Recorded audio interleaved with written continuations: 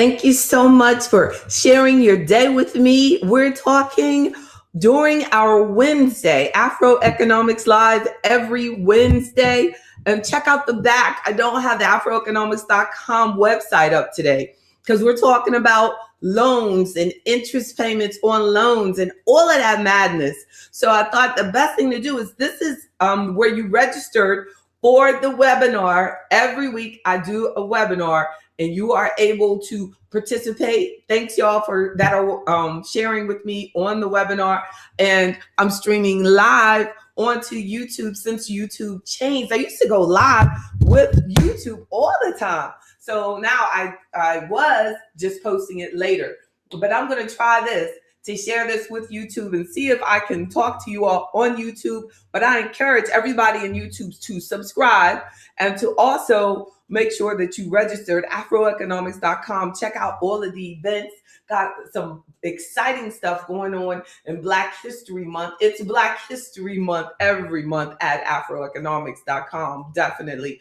And we have some special activities going on in the nation's capital and in New York, in Times Square. So definitely check out the calendar at afroeconomics.com or Black Business School, Black Business.school. So check that out as well, because in DC, we're doing the Black Business Summit. So there's no way you can go to the Black Business School, blackbusiness.school, or go to afroeconomics.com, or go to the blackbusinesssummit.com and get all of the details, because we're doing the summit in DC for Black History Month. We're doing the summit in July. We're doing it in New York. We're having an event in New York during Black History Month called 40 Acres and a Mule, the advantages of compounding returns. So we're hitting it. We're going. Please, please join the team, join the movement, and feel encouraged. I got your back.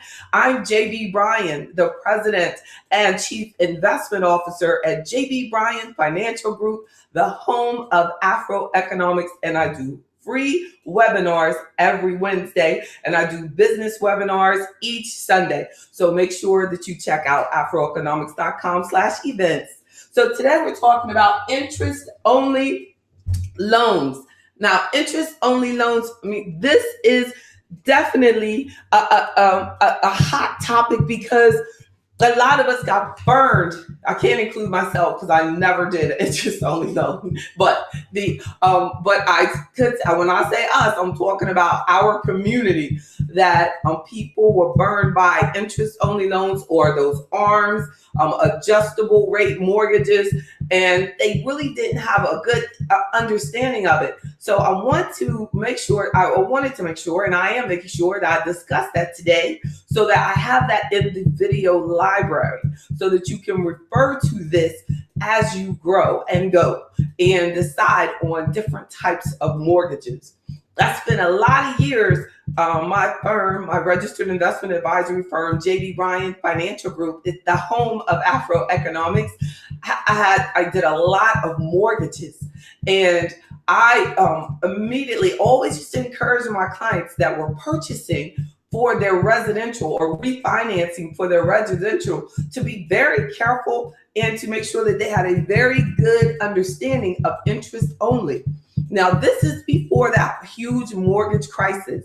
I thank God for just having the foresight of saying, when you're purchasing a home, the interest only is exposing you to a lot of risk. Now, for investors that are trying to minimize their payment on these investment properties that they might be purchasing, that they're not actually living in, they're trying to have the lowest payment possible, possibly so that they can buy more properties and things like that.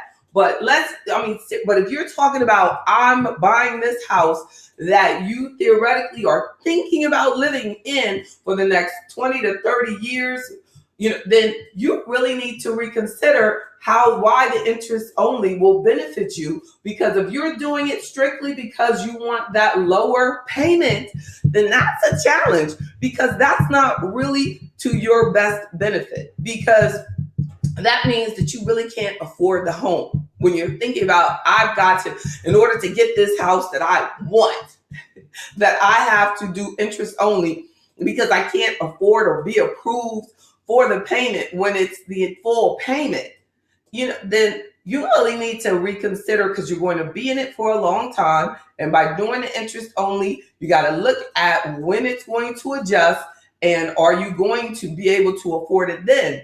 If you can't afford it now, are you going to be able to afford it when that payment goes higher? And and that's putting you at a risk of foreclosure and actually basically throwing away your money during those years. So let's make sure, because you've been paying property taxes, you've been paying insurance, all of that, you've been paying a lot of expenses, you've been maintaining it all those years, and then all of a sudden your mortgage payment goes up because you assumed, you just said, my income's going to be higher, and you do this interest only, and then you lose your job. So just be very careful. And let's look. I'm gonna give you some things to think about. So, some things to think about. This graphic. Why is this? See, this graphic shows a $300,000 mortgage at 5% over a 30-year period. They call it amortization. That's how long you're going to be paying it in this hypothetical situation. So they have 5%. Their payment is slightly over $1,600. And they decide that they want to do interest only. Well, you see here why during the first part of this loan, your interest is the biggest part. It is the bulk of the payment. So for an investor, they're able to write off all of that interest, right? That interest payment when they're buying real estate as an investor. If you don't itemize, or your itemization isn't enough for you to exceed the standard deduction, then this interest payment won't be deductible for you because you're taking the standard deduction. But so their payment here is approximately that $1,600, and about $400 is principal. So your payment on interest only versus $1,600, you're going to be paying versus $1,600, you're going to be paying $1,200.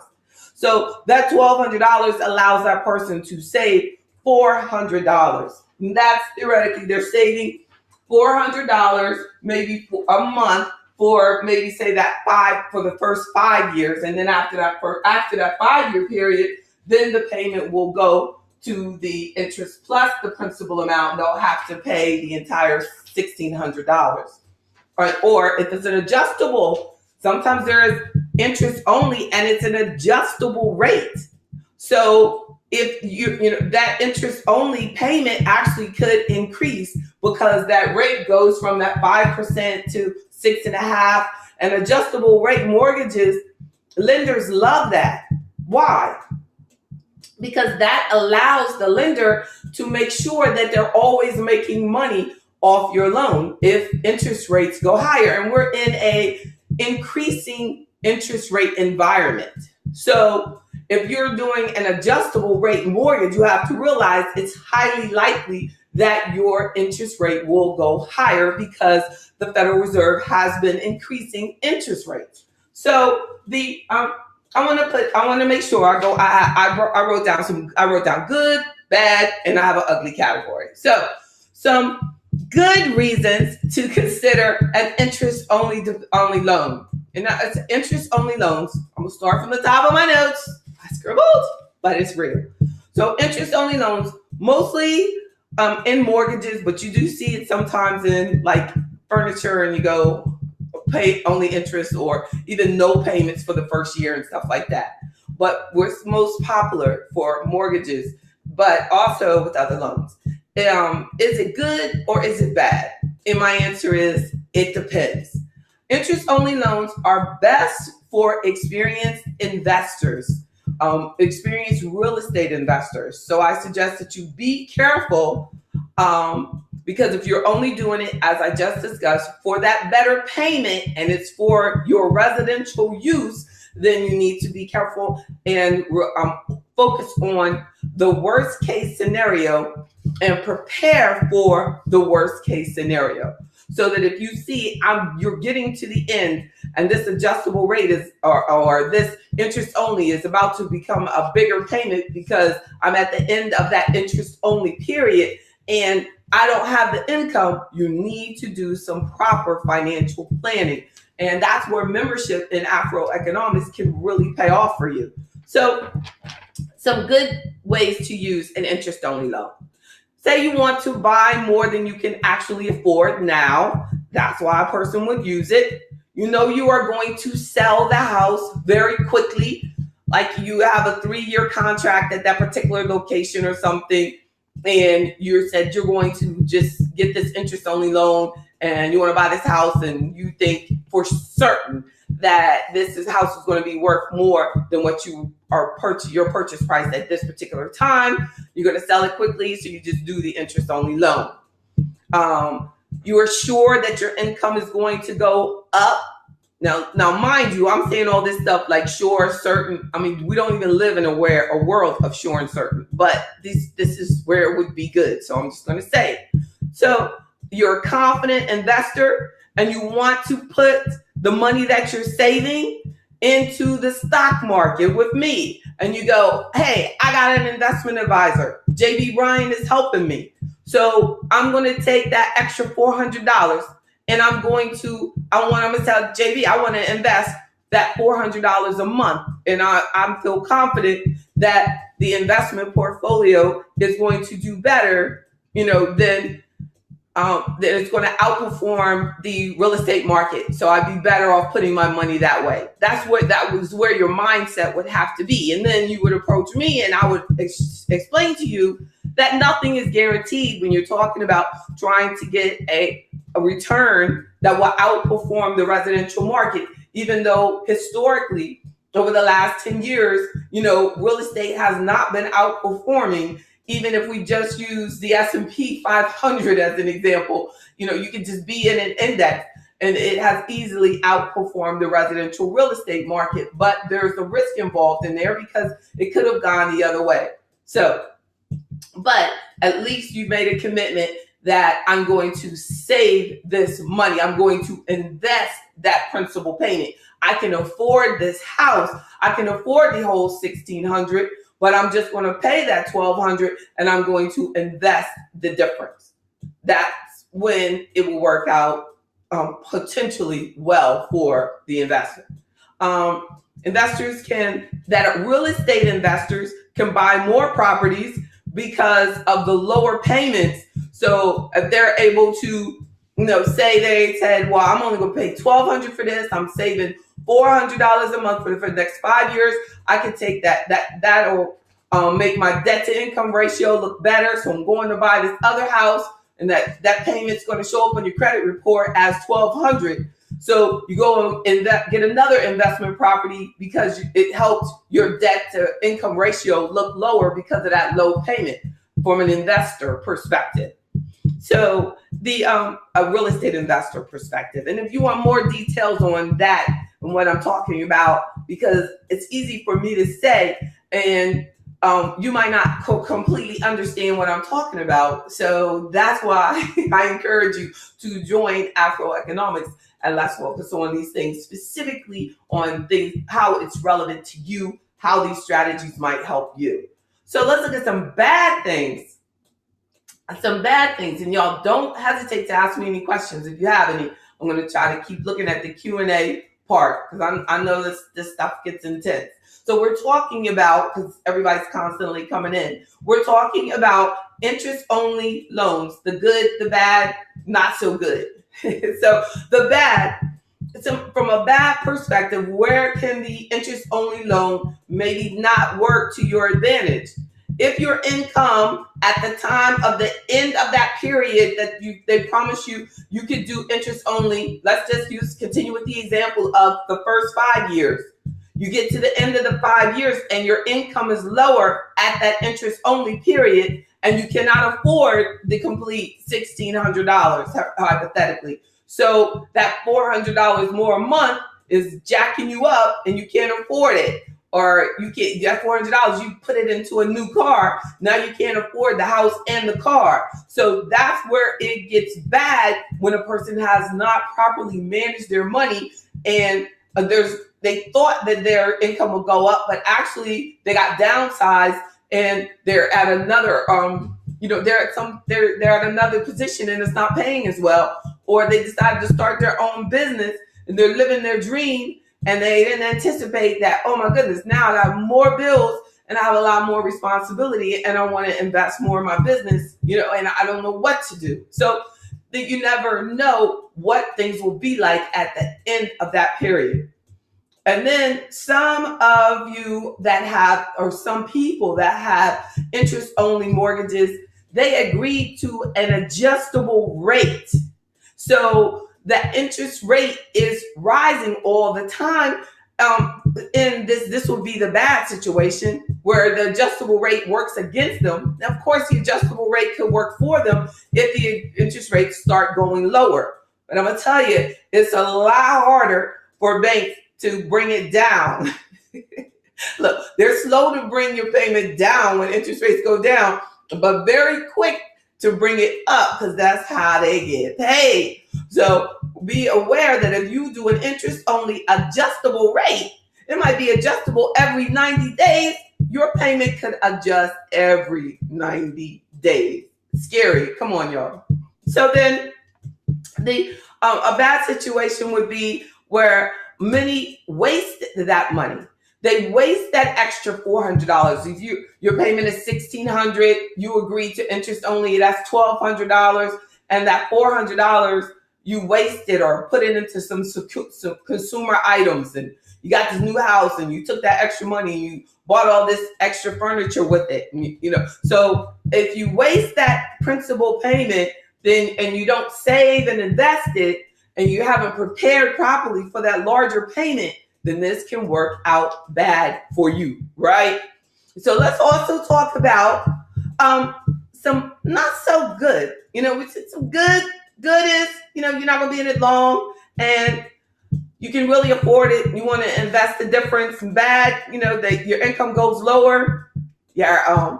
But some real ugly situations, and I've seen it happen, is that at the end of that period, they realize that at the end of that 5-year period that they can't afford the higher payment. They want to try to refinance the house, but the house has gone down in value. So they don't have any extra money to put into it so that they can get approved for refinancing. And there's no equity in the house over that interest-only time period. I unfortunately have seen people lose their home because they cannot afford to make that new interest, the full payment, after the interest-only period ends, and the house value has gone down, so they have no equity and nobody will refinance their loan. So that you have to realize that can be a really ugly situation. So if a person does an interest-only loan, I would encourage them to do not pay like they'll probably there's financial institutions that will give you the mortgage interest only and then make you pay for an extra account to set up for the offset. It's kind of like when they say you can do 2 payments a month, but there's going to be a fee involved. I mean, why do you literally, Afroeconomics members do not need to pay a fee for that. We can figure that out. You can just make those extra payments on your own. You do not have to, pay for an extra offset account, they might call it, where you're paying your interest and then they'll say, let's attach an offset account so we'll automatically draft over here, so we'll get these additional deposits so that they can loan your extra money just sitting there doing nothing for you.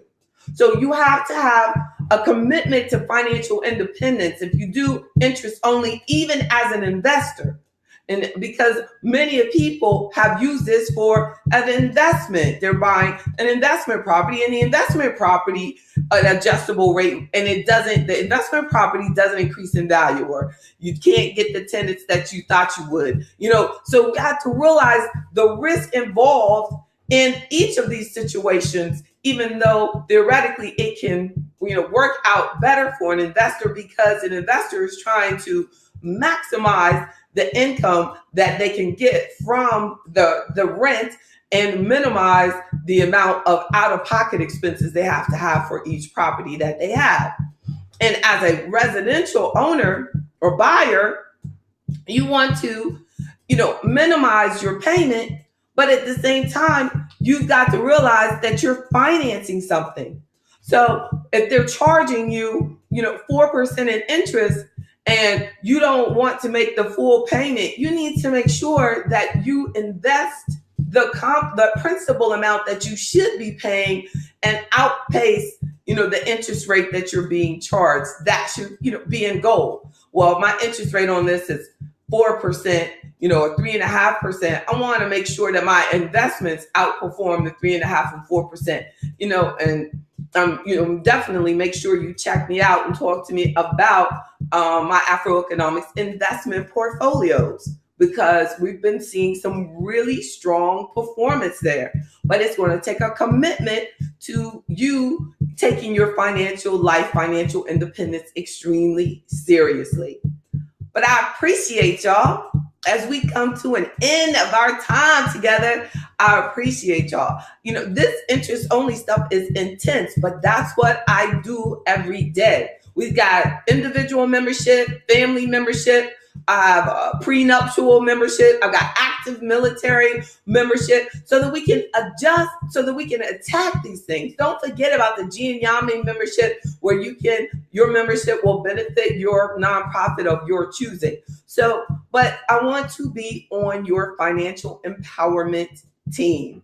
So definitely check me out. Make sure that you take advantage of everything. Go to ithink.black and make sure you check out all of the membership options. Check out all of the events. ithink.black. That's us at Afroeconomics. I am JB Bryan, the President and Chief Investment Officer of JB Bryan Financial Group, a registered investment advisory firm in Virginia, Washington, D.C., Maryland, and New York. I'm here to serve you. Have a wonderfully blessed day. I look forward to serving you. Give me an email at jb@afroeconomics.com.